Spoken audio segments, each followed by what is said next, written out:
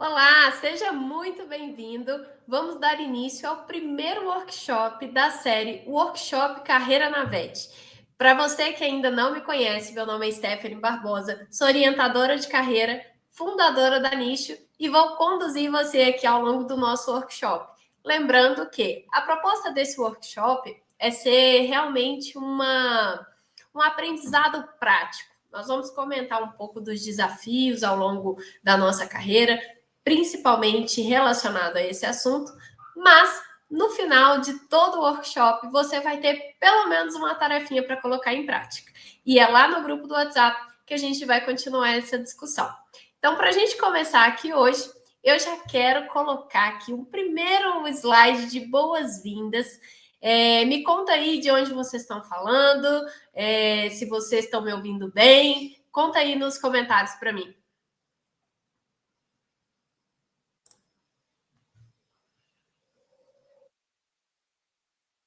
Tá me ouvindo? Tá tudo certo?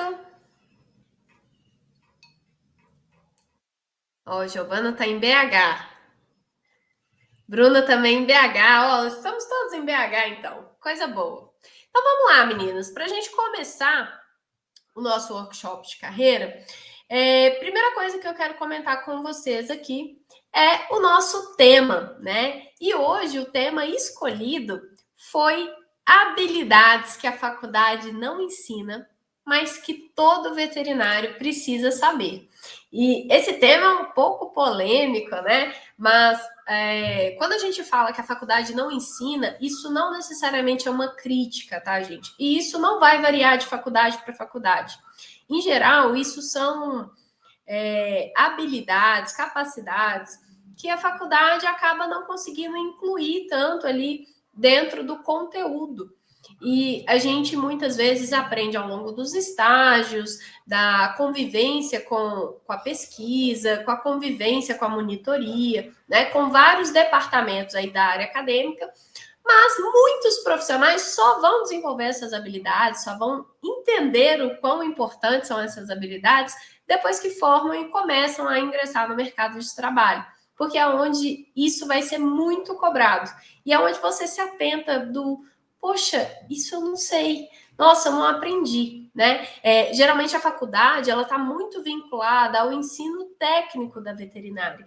Então, quando a gente aprende áreas clínicas, quando a gente aprende áreas de cirurgia, de produção, inspeção, a gente está muito preocupado com as normativas que aquela disciplina envolve e não necessariamente com as habilidades que estão agregando aquele tipo de capacidade dentro da veterinária, tá? Então, hoje nós vamos conversar aqui sobre essas habilidades. E eu quero deixar muito livre aqui. Qualquer dúvida, vocês já vão mandando aí no chat para a gente poder ir trocando essa ideia e eu poder conseguir ir sanando essas dúvidas ao longo do nosso workshop, tá? Então, para a gente dar continuidade aqui, eu queria deixar uma primeira pergunta. Quem aqui já sentiu que a faculdade não te preparou para certas situações do dia a dia? Escreve aí no chat para mim se você já sentiu isso em algum momento e quando foi esse momento, se a resposta for positiva.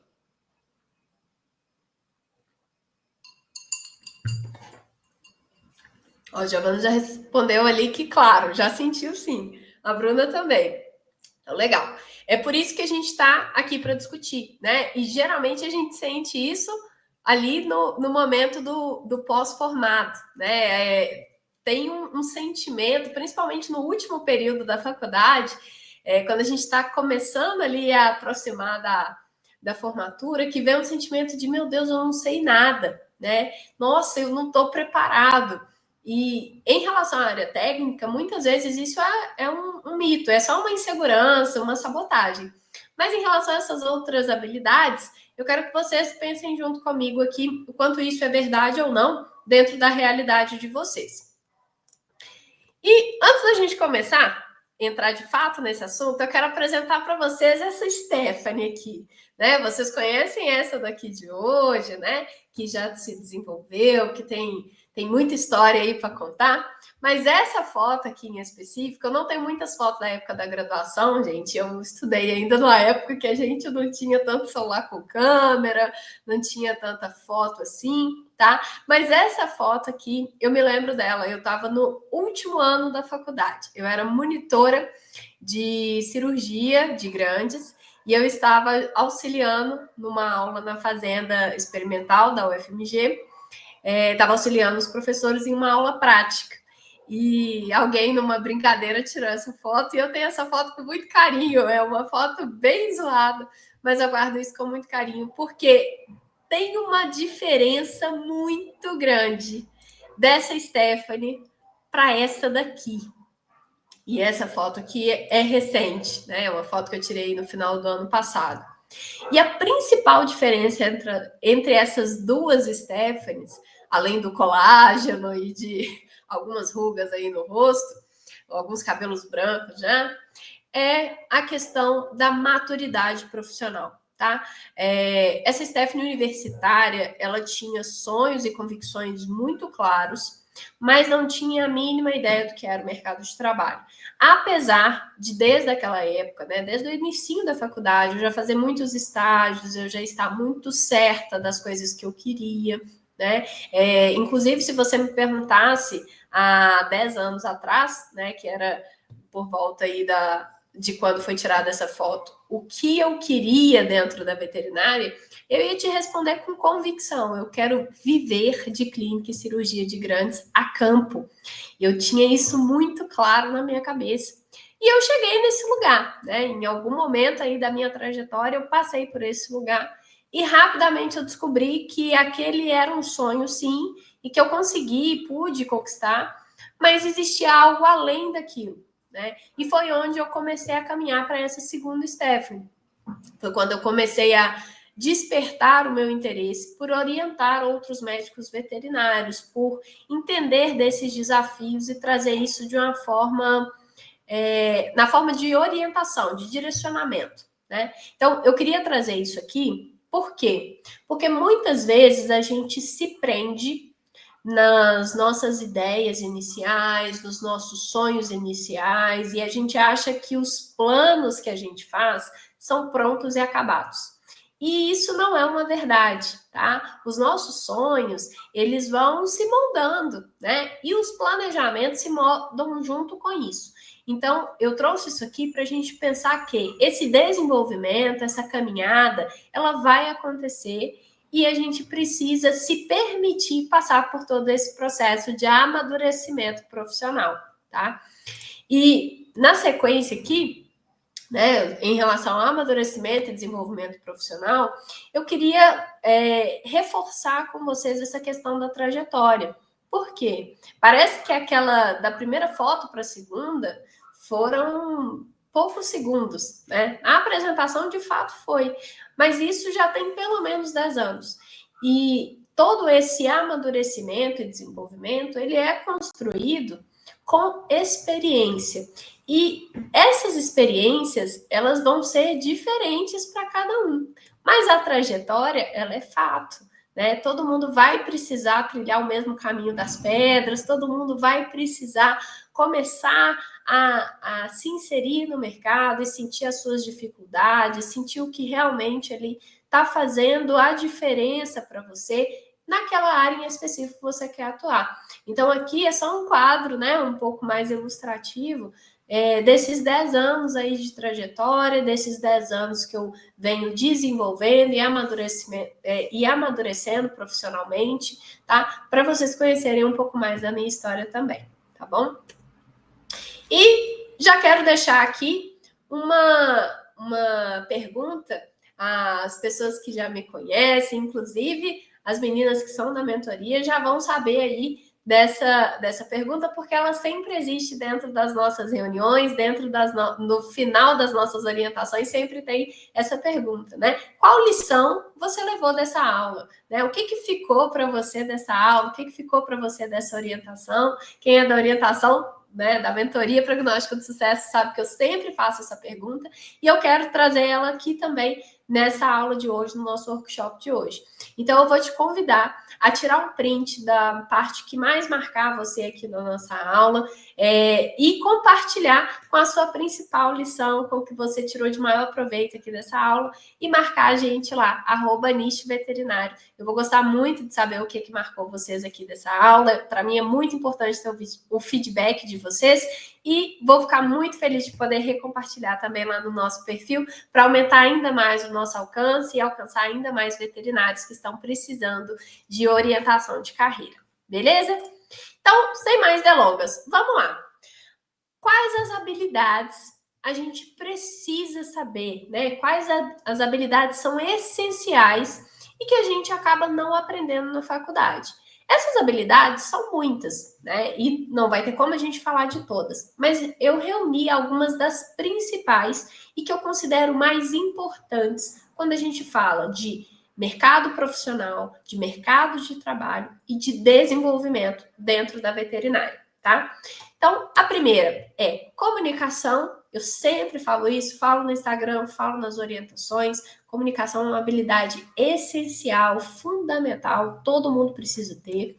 A segunda é relacionamento, super importante a gente falar sobre relacionamento. A terceira é adaptabilidade, capacidade de se adaptar ao longo da sua jornada profissional. A quarta, gerenciamento, e aqui a gente vai expandir bastante essa palavra, né? Vamos falar de gerenciamento de tempo, gerenciamento de carreira, gerenciamento inclusive financeiro. E o quinto, inteligência emocional, né? É outra habilidade aí super importante, ainda mais em tempos que a gente fala tanto de burnout na veterinária, né? É uma das profissões com maior índice de burnout. Então, eu acho que isso também é uma habilidade fundamental e que nos preserva muito a nossa saúde mental. Beleza? Primeira habilidade, comunicação. Gente, quando a gente fala de comunicação, a gente está falando de transmitir uma mensagem. Essa mensagem, ela pode ou não se tornar um diálogo. Então, por exemplo, aqui inicialmente, se eu fosse dar uma aula sem espectadores, eu estaria fazendo uma transmissão de mensagem que não seria um diálogo. Como eu tenho espectadores que estão interagindo ali no chat comigo e tudo mais, esse é um diálogo. E é onde eu consigo ter a certeza que a minha mensagem está sendo transmitida, né? Eu consigo pedir ali de imediato qual que é o feedback. Isso vai acontecer nas mais diferentes áreas. Tá? Exemplo, vou dar um exemplo aqui de clínica, que geralmente é uma vivência que quase todo mundo já teve, né? Chega um tutor com um animalzinho para você poder examinar, para você passar por uma consulta. Quando você está explicando para esse tutor sobre a doença, sobre o procedimento, sobre a triagem desse animal, né, o caminho que ele vai fazer dentro da consulta, você pode o tempo inteiro estar perguntando para esse tutor se está claro, se ele está entendendo, né? Da mesma forma, quando ele te passa uma anamnese, um histórico, você também consegue ter essa troca. Olha, isso aqui ficou claro, isso aqui não ficou, né? Você consegue, inclusive, mudar a sua pergunta de acordo com a resposta que a pessoa te dá, né? Então, se você está perguntando para o tutor, seu cachorro é vacinado, fica muito fácil ele falar sim, né? Muito fácil. Mas se você pergunta para o tutor, qual foi a última vez que o seu animalzinho tomou vacina? Quais vacinas ele toma? Você está mudando a pergunta para conseguir chegar num lugar diferente. E isso, lá na frente, vai conduzir a sua mensagem de uma forma diferente também. Por quê? Se você só pergunta para ele, seu animal é vacinado? E ele responde sim, você não tem nenhum tipo de argumentação com isso, né? O animal é vacinado, às vezes ele está com uma doença que, em teoria, seria coberta pela vacina, mas você não vai ter uma justificativa para poder passar um ensinamento para esse tutor. Agora, quando você pergunta qual foi a última vez ele foi vacinado, qual vacina ele toma, e o tutor às vezes está com um animal aí de uns 5, 6 anos e fala assim, ele tomou quando era filhote, ele tomou aquela vacina que toma 3 doses, uma baratinha que eu dei lá na casa de ração, você já tem muita informação nessa resposta. E aí sim, se esse cachorro, por exemplo, apresenta uma parvovirose, não, uma Gente, me fugiu totalmente a palavra aqui, né? Sinomose. Se esse cachorro aparece com uma sinomose, você consegue justificar para ele que essa dose precisava ter sido feito um reforço anual, né? Que existem vacinas melhores no mercado e que, como isso não foi feito da maneira adequada, o animal adoeceu e a gente vai precisar tratar. Então, fica muito mais fácil você transmitir essa mensagem, tá? O segundo ponto aqui seria o verbal e o não verbal. A comunicação verbal é essa aqui, a fala, né? Enquanto a gente está falando, está transmitindo aqui a nossa informação. Mas a não verbal, ela também é muito importante. E ela é importante principalmente aqui, como a gente está falando muito de mercado de trabalho, especialmente para entrevistas, tá? Para entrevistas e para abordagem também de outros profissionais, de pessoas que você vai atender. Porque quando você está com uma imagem, com uma postura principalmente muito caidinha, muito recolhida, muitas vezes você transmite insegurança. E isso é uma comunicação não verbal, uma linguagem não verbal. Eu já estou até puxando ali um pouquinho dos últimos tópicos para poder explicar esse. Mas eu poderia aqui, por exemplo, chegar para dar aula da seguinte forma: oi, gente, tudo bem? Boa tarde. Eu queria falar hoje sobre habilidades e, entende, a comunicação, ela tá vinculada com outras questões, tá? E o corporal, principalmente, né, dentro das não verbais, o corporal, ele tá muito presente, né, e ele vai gerar uma certa confiança a mais, principalmente para quem está te ouvindo. Então, se você está falando com um proprietário, tá com o ombro para dentro, caída, cabeça baixa, olhar para baixo, você não está transmitindo segurança. Isso é uma coisa fundamental. A pessoa precisa acreditar no que você está falando, ela precisa ter confiança no seu trabalho para que ela também possa te valorizar. Numa entrevista, isso inclusive é super importante, gente. Se você é convidado para uma entrevista, para participar de uma dinâmica de grupo, né, todo o processo seletivo para ser contratado, e você chega lá muito recolhido, muito tímido, com muita vergonha, e transparece isso, é um ponto muito negativo na sua contratação. Você pode falar bem, ser super inteligente, super capaz, mas vai pecar numa questão do posicionamento, tá? A parte de gesticulação também entra nisso? Sim.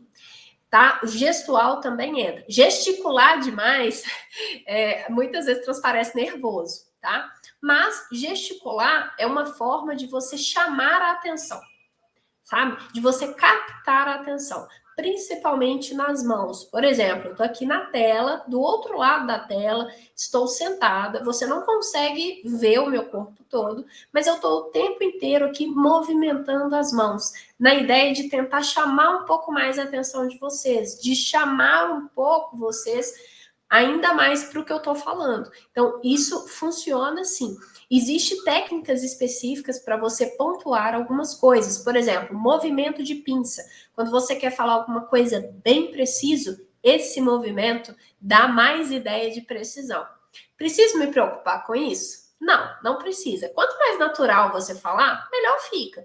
Mas com o tempo você vai realmente aprimorando isso, né? Comunicação é um assunto muito vasto, muito amplo, mas a ideia principal aqui é a gente realmente colocar a cara a tapa, né? Esse termo não é muito legal, mas seria você, pelo menos, manter cabeça erguida, olhos nos olhos, né? Abrir o ombro, isso daqui também é uma coisa que passa muita confiança do que você está falando, né?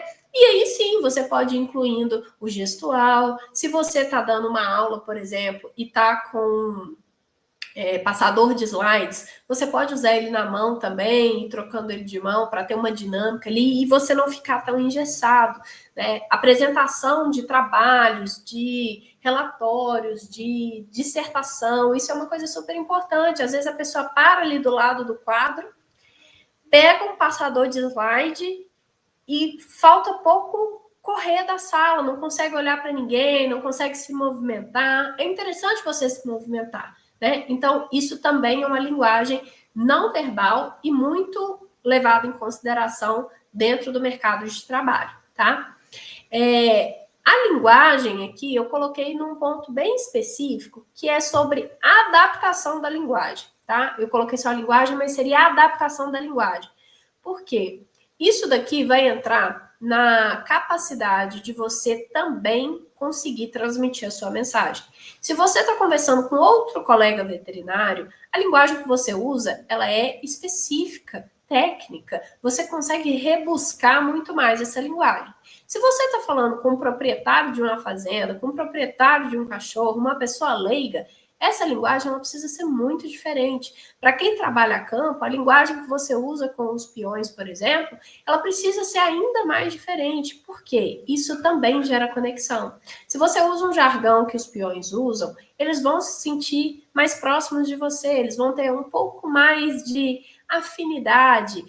Você quebra essa barreira de eu sou a doutora, eu sou o doutor fulano, sabe? Você consegue se conectar melhor com as pessoas. Então, sempre procurem adequar a linguagem de acordo com o ambiente, com as pessoas que vocês estão se comunicando. Procurem também sempre ser claros, objetivos e ter coerência, tá?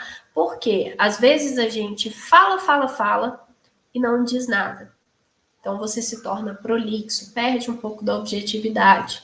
Às vezes você fala, mas não consegue manter uma dicção boa. Em alguns momentos você vai gaguejar, todo mundo gagueja, esquece as coisas, igual eu esqueci aqui, né? Mas isso não atrapalha quando você consegue ainda assim manter uma boa dicção, uma boa objetividade e uma boa coerência. Se a pessoa está te perguntando por que eu vou usar esse remédio, por que eu vou seguir essa norma que você está me passando, você tem que explicar exatamente aquilo ali e da forma mais objetiva e mais clara possível para que a pessoa entenda de fato a mensagem. E sempre busque novamente esse feedback. Você está entendendo? Ficou claro para você? É importante você ter essa pergunta o tempo inteiro para que você consiga entender se a pessoa está de fato entendendo ou não. Porque às vezes a pessoa vai falar assim: ah, tá, entendi. E você tá vendo na cara da pessoa assim, que a pessoa não tá fazendo ideia do que você tá falando. Então, procure sempre manter essa pergunta. Você tá entendendo? Fui claro o suficiente? Porque a fisionomia da pessoa, né, a linguagem não verbal, a comunicação não verbal, vai te dizer se está sendo claro o suficiente. Em relação à postura e posicionamento, eu já falei aqui um pouco, né? A importância dessa postura, de manter ombro largo, olho no olho, cabeça erguida, isso passa realmente uma segurança muito grande e isso vai trazer mais credibilidade e confiança no seu trabalho. Então, isso realmente afeta muito o seu posicionamento profissional. Cuidem muito da comunicação, certo? Você precisa ser compreendido. Essa frase aqui eu trouxe de fato bem para marcar aqui esse ponto da comunicação, porque todo o tempo que a gente fala de transmitir mensagem, linguagem verbal, não verbal, em ser claro, objetivo, a métrica disso aqui é ser compreendido. Então, aquela pergunta do estou sendo claro o suficiente? Você está entendendo o que eu estou falando? É ter a garantia de que você está sendo compreendido, que a sua mensagem de fato está chegando. Se você não está sendo compreendido, se a sua mensagem não está clara o suficiente, você precisa revisar aqueles pontos. Né? Estou sendo claro, estou sendo objetivo, estou sendo coerente, né? Estou passando de forma segura isso aqui. Se não, você precisa realmente adequar e ajustar esses pontos para que a sua comunicação fique cada vez melhor. E quando a gente fala da comunicação ficar cada vez melhor, nada melhor do que um grande exercício aqui para você fazer, né? Então, vem a primeira tarefinha aí. Como posso melhorar a forma de me comunicar? E aí, vem as dicas para você começar praticando. Não tem jeito. Quanto mais você praticar, melhor a sua comunicação vai ficar, tá? Seja bastante autocrítico. Tá? Isso também é importante. Poxa, eu vou fazer uma entrevista, vou apresentar um trabalho, uma dissertação. Treine antes, tá? Uma grande ajuda que a gente tem nisso hoje são esses programas, né? Tipo esse que eu tô dando aula agora. Por quê? Eu consigo me ver e consigo ver o slide. Isso é bom porque o tempo inteiro eu estou me avaliando também, né? Como que eu estou me portando, como que eu estou falando. E o melhor, você pode gravar para que depois você assista e entenda se realmente você está sendo claro, se a dicção está legal, se você está gesticulando demais, se você está gesticulando de menos, se o seu olhar está firme, se a sua cabeça está erguida, se você ficou muito retraído. Então, esse processo de autocrítica também é válido. Não se massacre, mas ter autocrítica, bom senso é sempre bem-vindo. Repetição, né? Precisa fazer e repetir e praticar, quanto mais melhor. Se você está se inserindo no mercado, por exemplo, comercial, treine muito. Treine se apresentar, treine apresentar a empresa, apresentar os produtos. Hoje você vai apresentar e vai achar que não foi tão bom, amanhã vai ser um pouco melhor. Quanto mais você fizer, mais você vai desenvolver esse processo de comunicação, tá? E não tenha vergonha, por pior que isso possa parecer, né? Mas não tenha vergonha. Peça e receba feedbacks o tempo inteiro, tá? Eu faço muito isso, né? Quem tá na orientação sabe disso, mas peça feedbacks o tempo inteiro. Inclusive, esse tipo de feedback que eu dei um exemplo aqui do estou sendo claro o suficiente? Você está me entendendo? Né? Isso é bom também para você avaliar como que as pessoas estão julgando a sua comunicação. Uma coisa boa aqui que você pode pedir é, por exemplo, vou apresentar um trabalho, um relatório no trabalho. Tem algum colega ali que você tem mais proximidade, ou seu chefe? Peça um feedback. E aí, o que você achou? O que você achou da apresentação, do relatório? A pessoa vai te falar, eu achei bom, não, eu achei que você ficou um pouco retraído, né? Então, pedir esses feedbacks também é uma coisa muito boa e ajuda muito a gente a se avaliar. Segunda habilidade, relacionamento, gente. Relacionamento é outra coisa que eu falo demais, vocês estão cansados de me ouvir falar sobre relacionamento. E aqui eu vou reforçar um ponto. Quando a gente fala de relacionamento, a gente está falando de criar conexões de alto valor, tá? O que são essas conexões de alto valor? Pessoas que podem, de fato, contribuir para o seu desenvolvimento profissional, das mais diversas formas. Mas tem que ser alguém que vai agregar. Ter um relacionamento por ter não faz sentido. Se é só um colega de profissão que não agrega em nada, não faz sentido cultivar esse relacionamento. Então você precisa criar e cultivar conexões, relacionamentos de alto valor. Essas relações, elas precisam ser mútuas e ou inspiradoras. Como assim? Exemplo, você tem um colega de profissão que pode contribuir com um projeto, que pode contribuir com um desenvolvimento em específico que você quer, com uma habilidade em específico que você quer.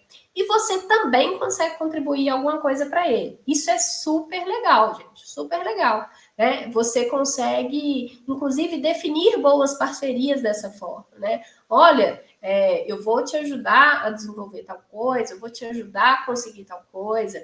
E você também pode me ajudar dessa forma, né?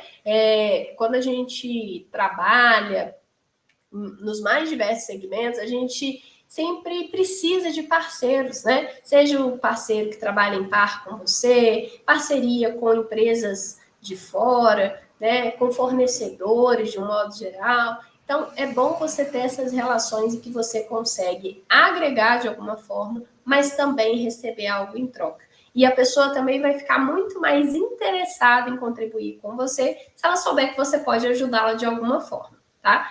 E em relação às relações inspiradoras, isso daqui também é legal, né? Vamos supor, poxa, tem uma pessoa que é referência, um professor ou um profissional que é referência para mim e eu quero manter essa relação, né? É um professor que eu já tenho contato, ou que eu posso ter contato de alguma forma. Então, também é interessante estar próximo dessas pessoas que te inspiram, porque isso é uma válvula motora, né? Isso vai te puxar cada vez mais para cima, tá? Se aproxime de quem agrega, de quem motiva e de quem te inspira e te ajuda a construir carreira, gente. Se a pessoa não cumpre nenhum desses 4 pontos aqui, talvez não seja um relacionamento para você manter, tá? Então, se aproxime desse tipo de pessoa. Profissionais que agregam, que motivam, que inspiram, que constroem e que estão construindo a própria carreira de uma maneira muito sólida, tá? Se é a pessoa que está muito destrambelhada também, que está muito perdida na vida, talvez ela não está construindo de uma maneira consolidada. E esse relacionamento é um relacionamento para você pensar também o quanto aquilo vale a pena de ser uma conexão forte. Às vezes vale a pena de ter aquele conhecido como um relacionamento mais em stand-by, mas avaliem bem essas conexões. E não se preocupe com a amizade, tá? Nem todo amigo é um relacionamento profissional, nem todo relacionamento profissional vai se tornar uma amizade. Então, aprendam a separar isso muito bem. Não tem problema nenhum você ter uma parceria, um relacionamento profissional que não é só um amigo, né? São conversas profissionais, são assuntos profissionais, mas que vale a pena você estar ali em contato, porque você sabe o que a pessoa está fazendo, está se desenvolvendo, né? A pessoa vai num congresso, você fala, poxa, eu vou te encontrar lá, então isso é legal. E não precisa ser uma amizade, não precisa ser uma pessoa que vai saber da sua vida íntima, da sua vida pessoal, né? Podem ser simplesmente assuntos profissionais. No relacionamento, como amplio a minha rede de relacionamento profissional? Essa é a tarefinha para vocês também, tá? Então, aqui dentro, coloca a vergonha no bolso. Esse é o primeiro ponto-chave, porque às vezes é estranho você chegar para uma pessoa que você não conhece, que você nunca viu, ou que você conhece, mas nunca teve a oportunidade de conhecer pessoalmente, conversar. É difícil às vezes, né? Eu, particularmente, tenho muita dificuldade com isso. É um dos pontos que mais me pega. Mas eu respiro fundo, pego essa vergonha, coloco ela no bolso e vou com vergonha mesmo, né? Muitas vezes a gente precisa se dispor também para que as pessoas conheçam a gente. E quando você fala o primeiro oi, muitas vezes essa vergonha ela evapora de uma forma que você não sabe nem explicar. Então, tem vergonha? Tá tudo bem, acontece, mas coloca a vergonha no bolso.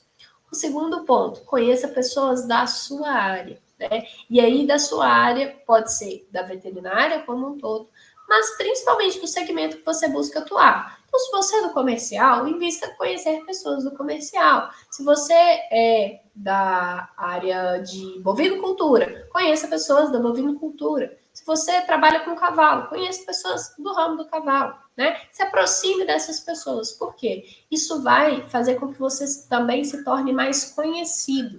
E dessa forma o seu trabalho aparece mais também. As pessoas passam a ter mais interesse. O exemplo da área comercial é muito legal nisso também.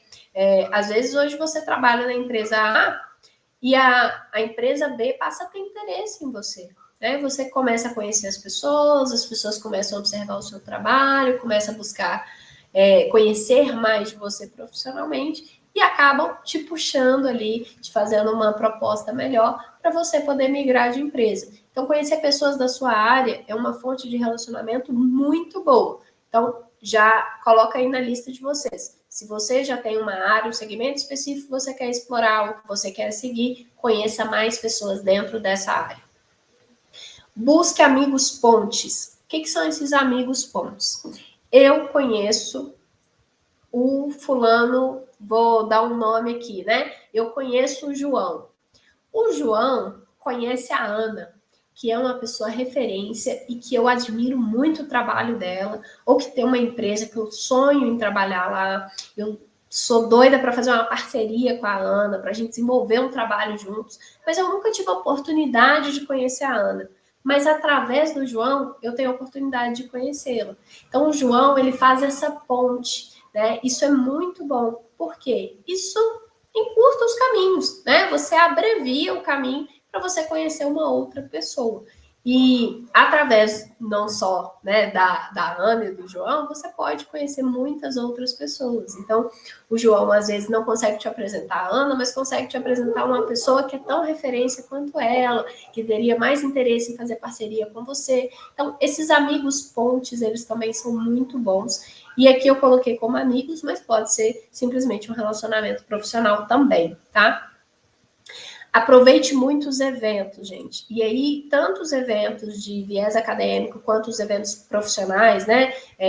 Eu vou montar um stand numa exposição, eu vou montar um stand num congresso, ou eu vou apresentar um pôster num congresso, vou participar de um congresso, enfim. Todos esses eventos técnicos que envolvem a sua área são muito importantes de você buscar participar de alguma forma e dentro das possibilidades de você participar, se você realmente conseguir ir nesses congressos, simpósios, feiras, enfim, os mais diversos eventos, se você conseguir ir, busque conhecer pessoas. Né? É uma oportunidade incrível de fazer networking. Está todo mundo ali aberto a conhecer, a explorar, a aprender coisas novas. Então, é uma oportunidade muito boa de você se aproximar de pessoas que você não conhece, de você se apresentar o seu trabalho, se colocar disponível. Né? Esses eventos muitas vezes servem de uma grande vitrine profissional. Então, aproveite muito, explore muito esse tipo de ambiente. Por último, e não menos importante, use e abuse do LinkedIn. Tá? O LinkedIn vai ser essa rede no formato online. Então, tem eventos dentro do LinkedIn que você pode participar. Você vai conseguir descobrir e criar amigos ponte dentro do LinkedIn. Né? Então, quando você entra lá no LinkedIn, tem lá conexão 1 ou 2. Se a conexão é 1, é uma pessoa que já te segue, né? Que já se conecta com você. Se é 2, é que vocês têm um amigo em comum. Então, isso também é uma oportunidade muito grande. Poxa, eu tô lá olhando a Bruna. A Bruna é minha amiga direta e a Bruna conhece a Giovana e eu sou doida para conhecer a Giovana. Eu vou mandar uma mensagem para a Bruna. Oi, Bruna, tudo bem? Vi que você conhece a Giovana, ela é da mesma área que eu, ela tem um negócio legal, eu gostaria de conhecê-la.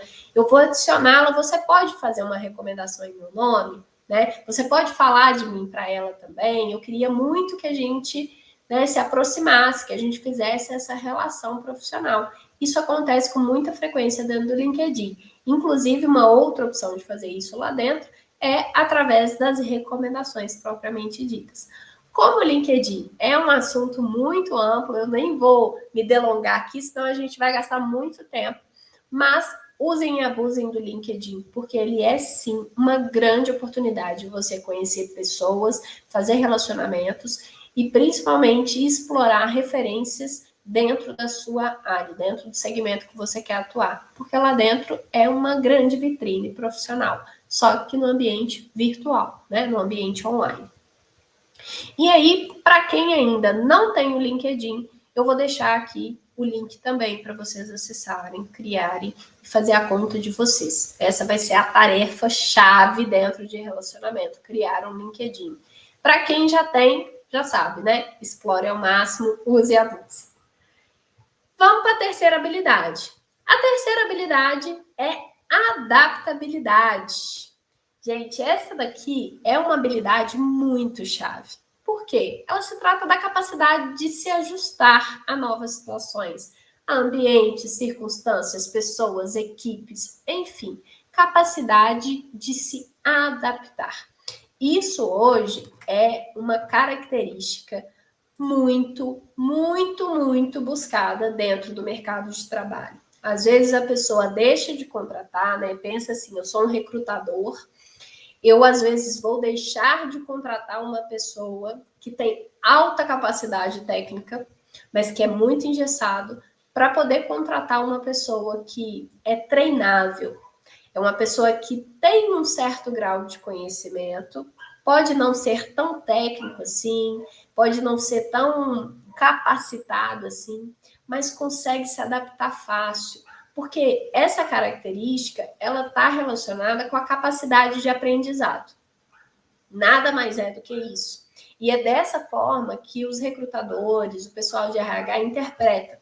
Então, quando você consegue demonstrar que você tem alta adaptabilidade, isso chama muito atenção. Você passa a ser muito mais cobiçado dentro do mercado de trabalho.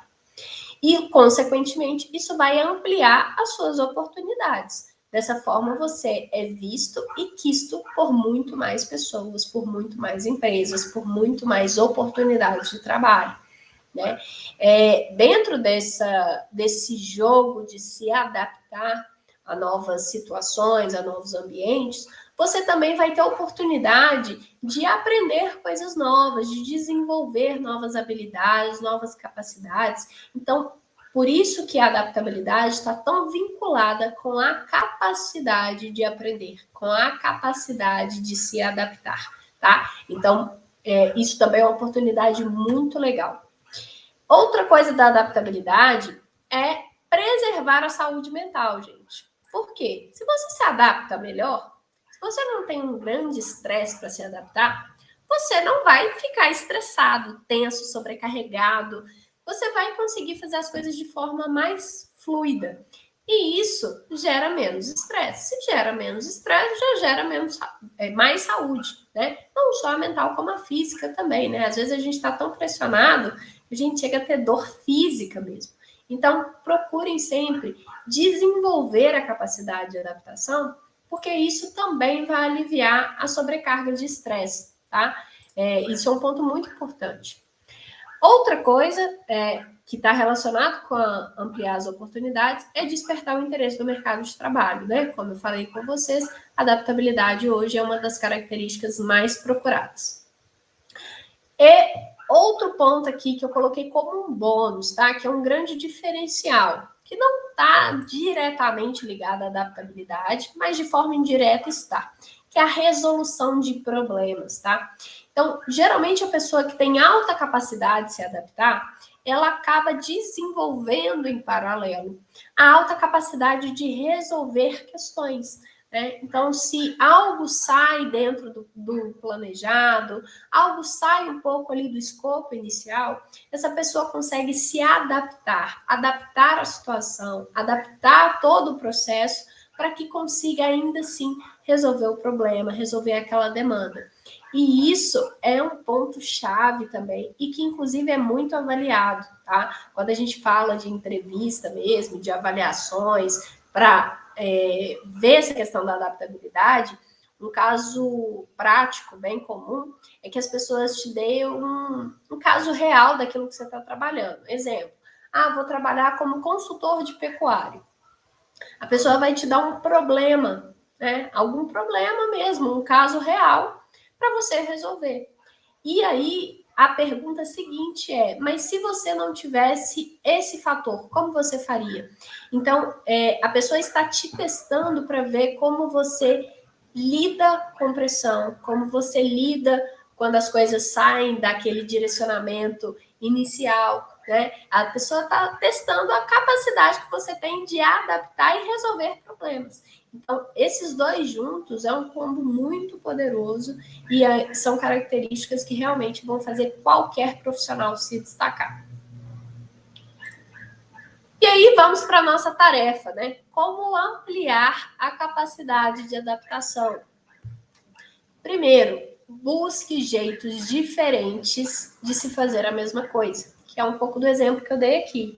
Então, se todo dia eu acordo, puxo a minha cadeira, sento aqui no computador, ligo o meu computador e tenho um método específico, se coloque em situações, pode ser imaginárias ou não, né? Às vezes até práticas, de hoje eu vou ligar o computador sem sentar, né? Eu vou ligar o computador, buscar uma água e depois voltar para sentar, né? Hoje eu vou fazer algo que eu já estou habituado de uma forma diferente, né? Para quem gosta de se aventurar na cozinha, poxa, hoje eu vou fazer um arroz de um jeito diferente do que eu habitualmente faço. Por quê? Para você se testar também, para você experimentar fazer as coisas de uma forma diferente. Isso é muito legal e desenvolve muito essa capacidade de adaptação. Pratique muita criatividade dentro disso, né? Então, das mais diversas formas, você pode explorar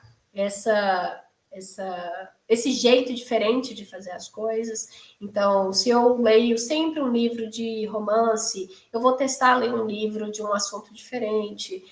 Se eu sempre tomo café, eu vou testar tomar um chá. São coisas muito pequenas, sabe? Eu vou testar acordar meia hora mais cedo, eu vou testar dormir meia hora mais tarde.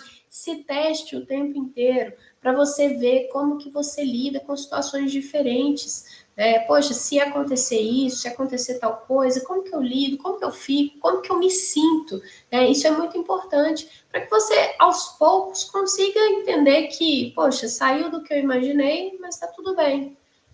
Hoje a luz caiu e eu estava sem bateria no telefone. Então eu preciso pensar que da próxima vez que isso acontecer, eu preciso ter uma bateria externa carregada. Então eu vou procurar fazer isso. Às vezes não vão ser questões de adquirir, mas, poxa, minha luz aqui hoje está ruim, então eu preciso de uma luz adicional, eu já preciso prever isso aqui antes de começar a gravar a aula, porque senão vai ficar escuro, as pessoas não vão me ver, não vão conseguir enxergar meu rosto, a qualidade da gravação vai ficar ruim. Então, procure fazer coisas de jeitos diferentes e use e abuse da criatividade de vocês, tá? Outro ponto, aprenda com o exemplo dos outros, tá? Eu faço todo dia isso aqui da mesma forma. Eu atendo um cachorro exatamente desse jeito. Eu atendo todos os meus animais dessa forma. Mas o meu colega atende de uma forma diferente. Eu vou acompanhá-lo quando eu tiver oportunidade para aprender a forma que ele faz. Por quê? Isso me dá 2 jeitos de fazer a mesma coisa. Entendeu? Todo dia que eu vou fazer um relatório, eu tenho um passo a passo assim. Mas eu trabalho com um colega que também faz relatórios. E eu quero conhecer um pouco do processo dele. Como que é o processo que ele escreve um relatório? Porque pode ser diferente. E aí, quando você aprende com o exemplo das outras pessoas, você se poupa até um pouco de ter tanta essa criatividade, buscar fazer de jeitos diferentes, porque você já aprende com algo que está pronto, aprende com um exemplo. Então, esse também é um ponto interessante. Aprenda com outras pessoas, com o exemplo das outras pessoas, com a atitude das outras pessoas. Óbvio, gente? Pratique bom senso. Se a outra pessoa faz de uma forma que você já olha e fala, tá errado, não é correto, você não vai pegar aquilo como exemplo. Mas se é algo só diferente de você, mas é correto, faça, aprenda, use isso como exemplo e coloque isso dentro do seu portfólio, tá? E aqui coloquei essa imagem bonitinha que é de um camaleão, que eu acho que é o animalzinho que melhor representa isso. Como a gente já é muito próximo dos bichinhos, a gente já gosta, eu trouxe essa imagem aqui para lembrar vocês de serem grandes camaleões, grandes camaleoas, que nada mais é do que um animal com alta capacidade de se adaptar. Ele consegue adaptar as cores de acordo com o ambiente que ele está e se preservar, se preservar dos predadores. Então, faça isso. A gente não está necessariamente se privando de predadores, mas estamos precisando nos adaptar de acordo com o ambiente que a gente se insere, com a empresa, com o lugar que a gente trabalha. Beleza? Então, vamos que é gerenciamento. E aqui, antes de falar, eu queria perguntar para vocês já ouviram falar do método PDCA? Vocês já ouviram falar em algum momento? Coloca aí no chat para mim se vocês já ouviram falar.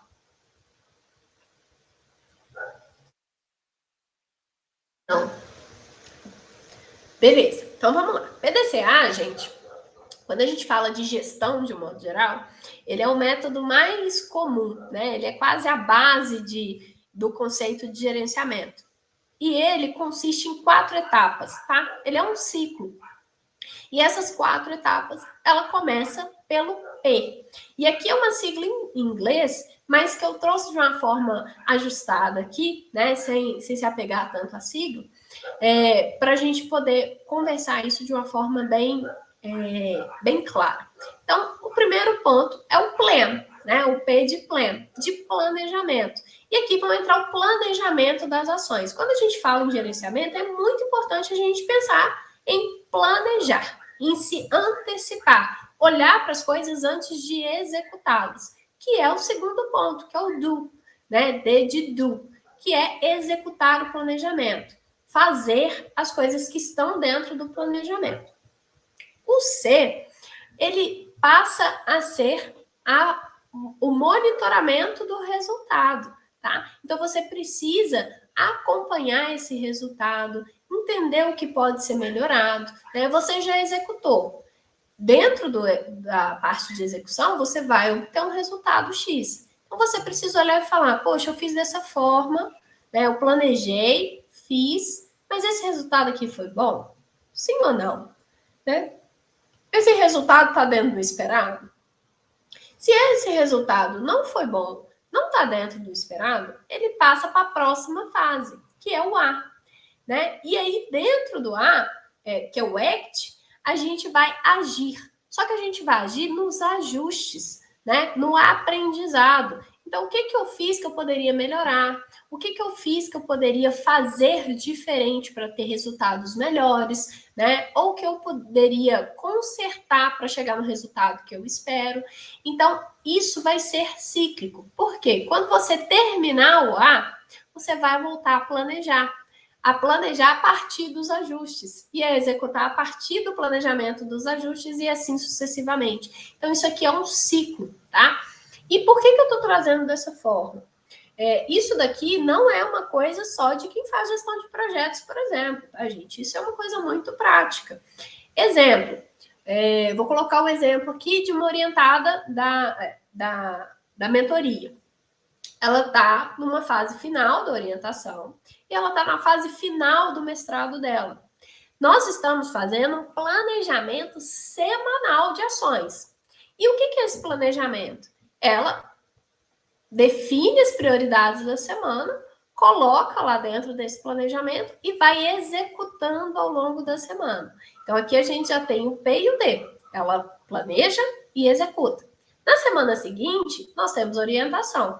E aí é onde a gente vai monitorar os resultados. O que foi feito, o que não foi, deu certo, não deu, né? O que precisa melhorar. E aí a gente passa para o A dentro da reunião, que é quais os ajustes que a gente vai fazer, quais as melhorias a gente vai implementar. Para quê? Para que na semana seguinte ela possa planejar com todos esses ajustes, com tudo isso que ela aprendeu da semana anterior. E isso vai funcionar para a nossa vida como um todo. Por quê? Dentro disso, ela está conseguindo colocar a orientação em prática, colocar a dissertação no papel de fato, né? Executar as coisas que ela precisa. Então, quando a gente fala de gerenciamento e a gente segue esse ciclo do PDCA, a gente está falando aqui de fazer gestão do tempo. Por que fazer gestão do tempo? Porque você consegue estabelecer exatamente as coisas que você precisa fazer e elencar as maiores prioridades. E aí, esse planejamento vai ser de acordo com o espaço-tempo que você precisa, né? Mas a maior ideia aqui é a gente diminuir o desgaste, diminuir a procrastinação. Se você sabe o que tem que fazer, se aquela lista de prioridades está bem definidas, a chance de você se perder no caminho ela é muito menor. Então, isso gera um desgaste menor. Também pelo fato de, nossa, tem 1 milhão de coisas para fazer, não sei nem por onde começar. E aí você não tem isso. Você sabe por onde começar. Você começa pelas prioridades. Você, a partir das prioridades, você sabe o que vem na sequência. Então, você consegue executar as coisas de uma forma mais organizada. Isso vai poupar muito desgaste e isso vai poupar muito tempo, né? Existem vários métodos de organização, de gerenciamento de tempo, de gerenciamento de projetos, enfim. Mas não se preocupem com o método. Se preocupem com a forma que vocês conseguem executar. Por quê? Eu quero fazer um planejamento mensal. Ok. Quero fazer um planejamento anual. Beleza. Quero fazer um planejamento só do dia. Ok também. Não tem problema. Né? Tem o método de Pomodoro, por exemplo, que é super falado, né? Enfim, tem vários métodos. Não se preocupe com o método. Se preocupe em realmente conseguir fazer esse gerenciamento, tá? E aí, aqui dentro do gerenciamento, vou dar a tarefa para vocês de como fazer esse gerenciamento. Eu gostaria que vocês já colocassem em prática. Por quê? Para vocês também fixarem esse conhecimento, né? A gente aprende muitas coisas quando a gente executa. Então, primeiro ponto, estabeleça um gerenciamento semanal. Por quê? O diário ele é bom, mas ele tira aquela tranquilidade de pensar o que você vai fazer amanhã ou de pensar o que você vai fazer depois de amanhã. E às vezes você vai se embananar. E ter que planejar todo dia também é muito chato. né? Perde um tempo para se fazer planejamento. Então, estabeleça um gerenciamento semanal, um planejamento semanal. Por quê? Você elenca um dia da semana, que às vezes pode ser até no final de semana, 1 hora e meia, ali você vai conseguir planejar a sua semana inteira, e você vai só seguir aquelas tarefas ao longo da semana, né? Façam planos factíveis. Então, por exemplo, eu vou colocar minha meta que eu vou estudar. Eu vou estudar, vou ler um livro por semana. Gente, não vai ler um livro por semana. Se o seu livro for da finura desse daqui que eu tô lendo, ó, você até pode tentar fazer, né? Porque realmente é um livro pequeno e se você às vezes não tiver tantos outros compromissos, vai acontecer. Mas eu tenho um livro ali atrás mesmo, não vou conseguir alcançá-lo aqui, que é o Medicina Interna Equina, que é um livro de 1000 e tantas páginas. Eu nunca leria ele numa semana, né? É impossível. Então, façam planos factíveis. Se o meu plano da semana é ler esse livro aqui em específico, eu posso colocar ler o livro X essa semana, ler X páginas por dia, né?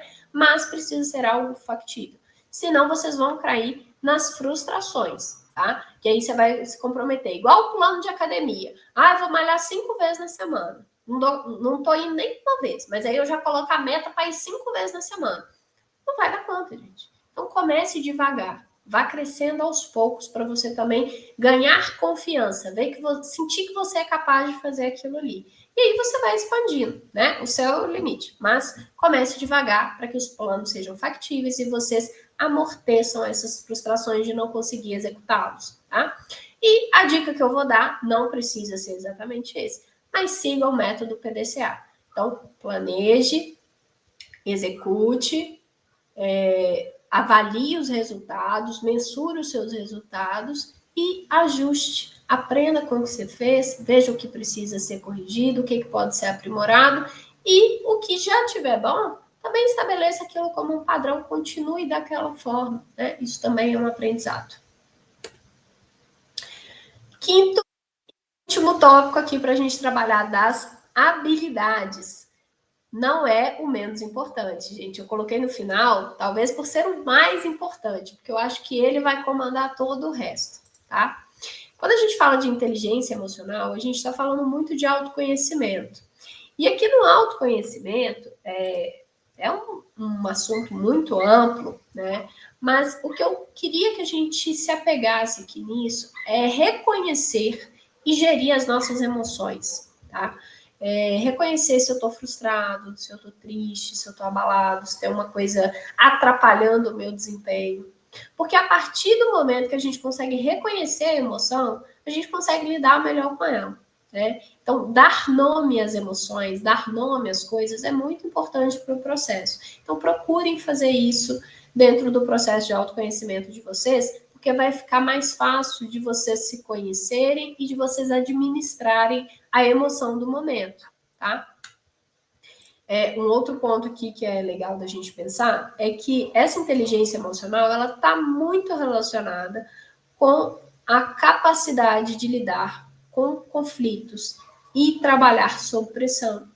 Então, quando você tem inteligência emocional, você consegue lidar melhor com as pressões do trabalho, você consegue lidar melhor com os conflitos que vão aparecendo, com os desafios do dia a dia, e isso passa a ser uma ferramenta muito importante para que você consiga desempenhar bem. Às vezes a pessoa é muito capaz, a pessoa é super qualificada, mas não tem inteligência emocional. E aí ela não consegue trabalhar sob pressão, os conflitos vão consumindo ela, e ela acaba sumindo dentro daquele cenário ali, tá? Então isso é muito ruim e a gente precisa cuidar muito da nossa inteligência emocional, tá? Especialmente porque ela nos ajuda a lidar com nossos erros e frustrações, porque eles vão acontecer, gente, é normal, né? Seria uma ilusão a gente pensar que a gente nunca vai errar, a gente nunca vai cometer erros, a gente nunca vai ficar frustrado com alguma coisa.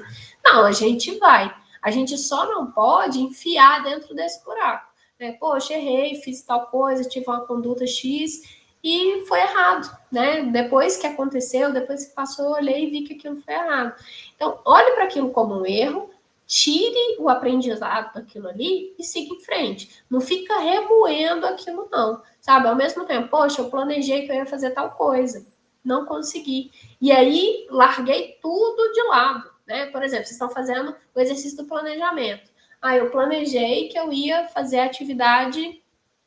uma atividade no final de semana, né? Ou que final de semana eu ia ler. Final de semana eu ia tirar 3 horinhas para poder procurar oportunidades de trabalho para mim.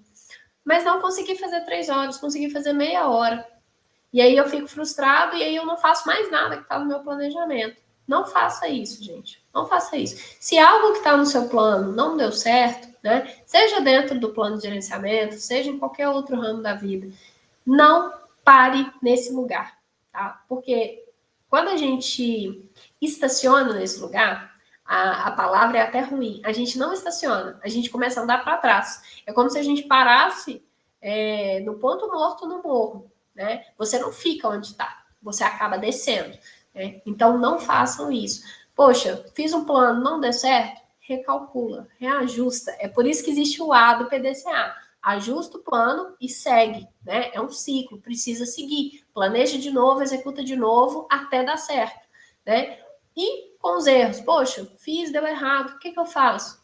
Vou aprender com aquele erro, vou reajustar, vou recalcular a rota e vou seguir em frente, tá? Então, isso daqui é um ponto super importante e muitas pessoas caem nessa armadilha. Outro ponto, desenvolver empatia na medida certa. Isso aqui é um ponto também super importante. Por quê? A nossa profissão, ela demanda ser muito empático. E isso é um ponto muito bom. Eu acho que ter empatia é uma coisa chave, assim, fundamental. Mas ter empatia demais com os outros e ter pouca empatia com a gente é uma furada.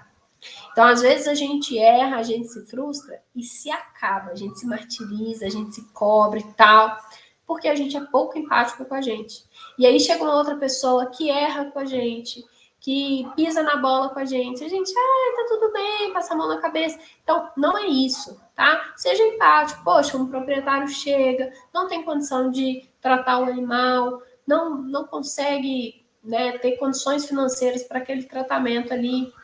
Você também não precisa sair igual louco, esvairado, pagando tratamento para os outros, porque isso acontece. Né? Por mais que o sentimento seja esse, né? Você passa na rua, vê um cachorrinho abandonado, a vontade que dá é a gente recolher todos e levar para casa. Mas a gente não faz isso. Por quê? Porque a gente não tem condição, a gente não tem disponibilidade, a gente não tem emocional suficiente para fazer na nossa casa um canil. E a gente não vai salvar o mundo todo. Né? Veterinário traz isso muito impregnado no DNA. Isso parece que é injetado na gente quando a gente está na faculdade.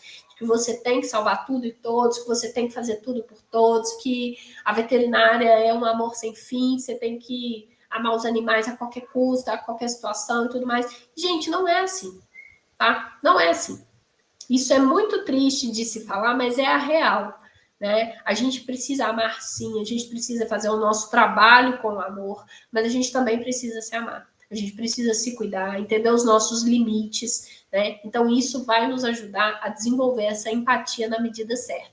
É uma busca eterna por esse equilíbrio, gente. Né? Não existe homeostase disso aqui. A gente vai estar sempre tendendo para um lado, mas a gente precisa estar buscando o tempo inteiro, assim como o nosso corpo. Sempre buscando essa homeostase, esse equilíbrio aí da nossa empatia, tá? E principalmente por conta desse último tópico aqui, que é o burnout, né, gente? Isso não é brincadeira, isso é uma coisa muito séria. Tem muito veterinário passando por isso aqui. Eu já tive um início de burnout, graças a Deus isso acabou não evoluindo. Eu consegui resgatar um pouco mais rápido aí esse equilíbrio. Mas eu tenho amigos e colegas próximos que passaram por isso. E, gente, é muito sério. É muito sério. O que eu já vi de colegas da época de faculdade, contemporâneos, que inclusive chegaram a cometer um suicídio em decorrência do burnout, não é brincadeira. Então, cuidem da saúde mental de vocês. Isso aqui não é uma habilidade técnica, mas isso vai garantir a longevidade de vocês dentro de qualquer ambiente profissional, especialmente a veterinária, que tem um apelo muito grande por nós sermos os salvadores do mundo e amar os animais acima de tudo e de todos, tá bom? E aí, Vamos lá, como que a gente vai desenvolver essa inteligência emocional então, Stephanie? Meu Deus, falando, já entendi que isso é super importante, mas e aí? Como que eu vou desenvolver isso, né? Vamos começar a perguntar. É comigo? É sobre mim? Diz respeito a mim? Gente, isso é tão importante. Isso é tão fundamental. Você precisa se perguntar o tempo todo. Quando, principalmente, essa vozinha que aparece de que você tem que fazer a qualquer custo, você tem que topar, você não pode falar não para tudo, você sempre faça essa pergunta. Se realmente vale a pena para você, se diz respeito a você, se você não está comprando briga dos outros, se isso não é um problema seu, porque isso vai te ajudar já a ter um bom direcionamento e ter mais clareza nas horas de se posicionar profissionalmente, tá? Nem tudo é pessoal, isso também é outro ponto. Um exemplo muito claro disso é a área comercial. Às vezes você chega para visitar uma loja, um cliente, e aí você chega lá 9 horas, é meio-dia, a pessoa não te atendeu, você está morrendo de fome, cansado, deixou de visitar um monte de gente, estava com a rota toda certinha, e a pessoa sai e fala assim: ah, Stephanie, eu não vou poder te receber. E sai. E aí a vontade que dá é de você chorar, espernear, cair no chão igual criança. Mas você não vai fazer aquilo. E aí muitas vezes, e muitas pessoas acham que é pessoal. Fala, ai, fulano não quis me receber. Nossa, eu fiquei lá a manhã inteira, fulano teve o maior descaso comigo. E, gente, às vezes não é isso. Às vezes a pessoa teve um imprevisto.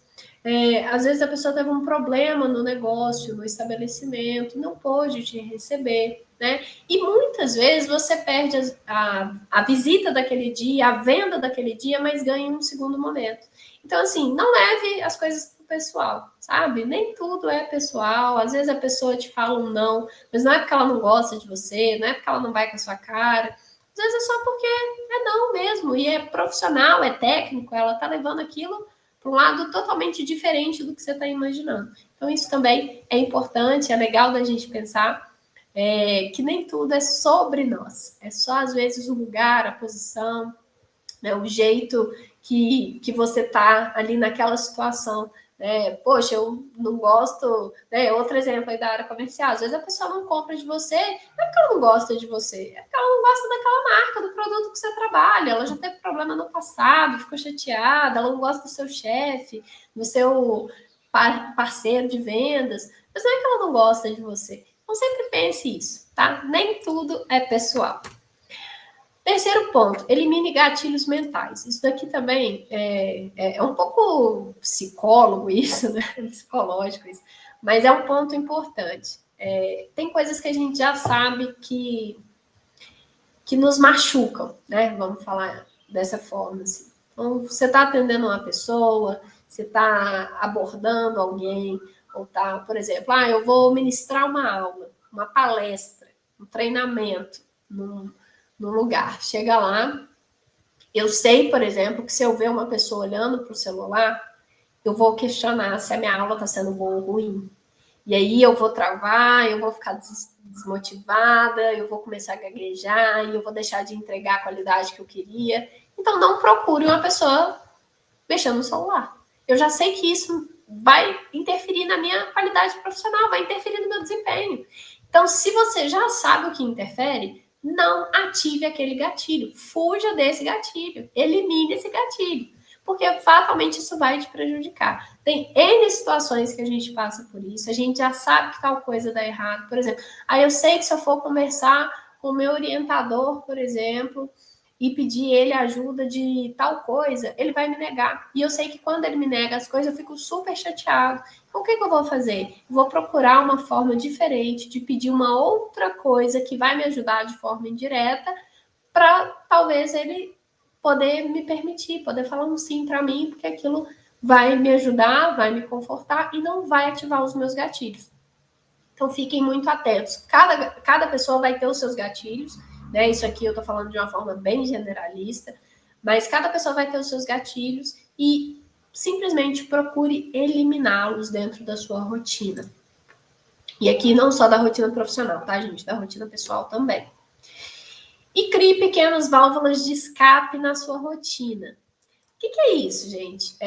Eu estava comentando esses dias até na orientação. Poxa, eu preciso fazer uma tarefa que é muito chata, que eu não gosto de fazer de jeito nenhum. Eu tenho que fazer um relatório aqui que eu detesto. O que eu vou fazer? Eu vou colocar ele como prioridade do meu dia. Eu vou acordar e fazer. Por quê? Se eu deixar ele para o final do dia, eu vou procrastinar até acabar o dia e eu não vou fazer. Eu vou colocar ele como a primeira coisa do meu dia. E segundo, eu vou estabelecer tempos. Então, poxa, eu vou fazer 20 minutos disso aqui com o relógio cronometrado. Eu não vou pegar telefone, eu não vou abrir o WhatsApp no computador, eu vou só fazer o relatório. Com 20 minutos, o meu telefone vai despertar.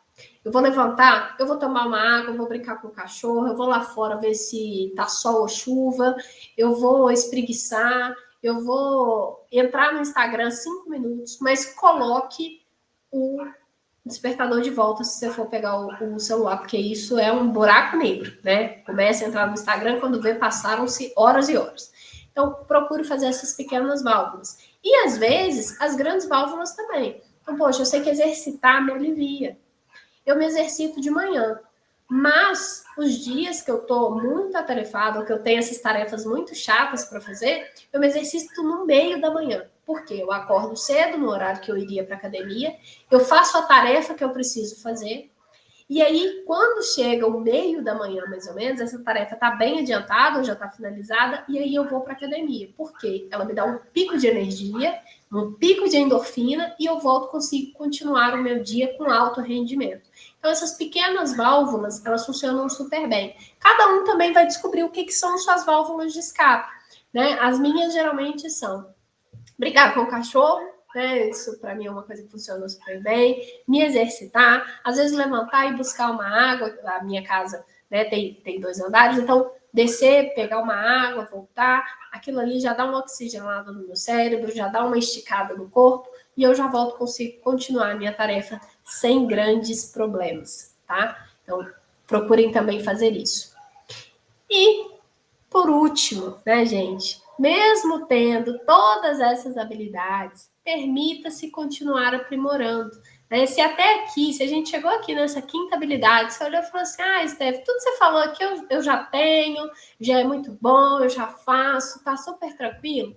Entenda que ninguém é pronto e acabado. Então, você pode já ser muito bom, por exemplo, em comunicação e talvez ainda não ter tanta inteligência emocional, ou vice-versa, né? Ou você já tem muito relacionamento, mas você ainda não tem tanta capacidade, não treina tanto a sua adaptabilidade. Então, procure estar se aprimorando. Isso é uma educação continuada, tá? Ninguém está pronto, ninguém está acabado. A gente sempre pode melhorar e é sempre interessante a gente buscar essas melhorias, tá? E, por último, se você quer descobrir alguma dessas habilidades, né, se você já tem essas habilidades, mas quer entender que nível que elas estão, se você está melhor ou pior, né, o quanto você precisa ainda desenvolver essas habilidades, quais delas precisam de mais atenção, eu quero deixar um convite aqui para você, tá? Um convite para você participar do diagnóstico de carreira. Esse diagnóstico de carreira, ele é uma orientação gratuita de 1 hora comigo, onde eu vou fazer uma análise bem detalhada de cada uma dessas suas habilidades. A gente vai discutir cada uma delas e eu vou te dar um direcionamento especializado para que você consiga desenvolver ainda mais essas habilidades e aumentar muito a sua performance profissional. O desenvolvimento profissional e a construção de carreira, ele é um ponto fundamental dentro da veterinária e a gente cuida disso com muito carinho, com muita ênfase e não seria diferente dentro da orientação. Então, a gente também vai conseguir conversar um pouco mais e colocar em prática os planos para você desenvolver ainda mais profissionalmente, dando ênfase aí a cada uma dessas habilidades. Então, eu vou deixar aqui o QR Code. Quem tiver interesse em participar desse diagnóstico de carreira, basta escanear o QR Code, preencher um formulário e eu vou entrar em contato com você para que você possa participar dessa orientação gratuita de 1 hora comigo. Se você não conseguir escanear o QR Code, não se preocupe, eu vou deixar aqui também o link. Você pode acessar diretamente o link e preencher o formulário. No mais, quero agradecer a presença de todos e a gente se vê em breve no nosso próximo workshop, que vai ser daqui 15 dias. Então, fiquem atentos que em breve eu vou divulgar o novo tema. Obrigado pela participação de todos. Quem tiver dúvida, a gente vai continuar essa discussão lá no grupo. Eu conto com a participação de vocês, mandem as dúvidas, vamos interagir. A proposta do grupo é a gente dar continuidade a tudo que foi falado aqui ao longo da semana. E lembrem-se das tarefas, tá? É importante colocar em prática. A gente aprende quando pratica. Então, tudo que a gente falou aqui, tudo que foi apresentado aqui, por mais que você tenha absorvido muita coisa, é interessante que você coloque em prática para que esse conhecimento possa realmente fixar aí na sua cabecinha. Gente, muito obrigada pela companhia e a gente se vê em breve. Tchau, tchau!